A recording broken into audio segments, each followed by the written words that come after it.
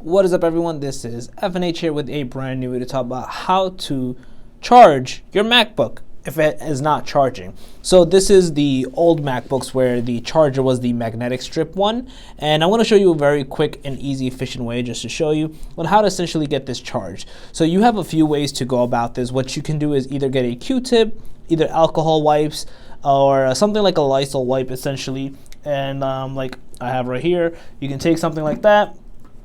You can essentially strip one out, which I'm doing right now, as you can see, and literally all you need to do is just clean out the insides of it because it gets really dirty, and because of that sometimes the charging ends up stopping. That's why I said you could either literally get a Q-tip, some alcohol pads, something to basically disinfect the thing. So you can literally just clean it out over there. You can essentially take this as well. If this isn't clean, you can clean it up as well. Same thing over here, just clean out from the inside. Nothing too crazy. Don't use water. That would be not recommended. You can actually like short circuit it if you want. This is easier because it has alcohol. It disinfects the thing. So it's extremely simpler to basically use this.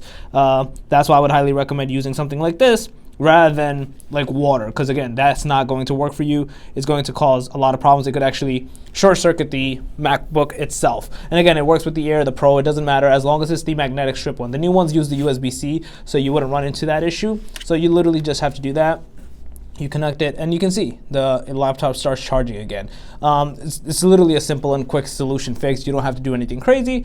This ends up working, so I would highly recommend you guys checking this out and giving it a shot. So if you guys overall found this helpful and informative, please smash the like button. If you still have any comments, questions, or concerns, let me know in the comment section below. Other than that, FNH out. Peace.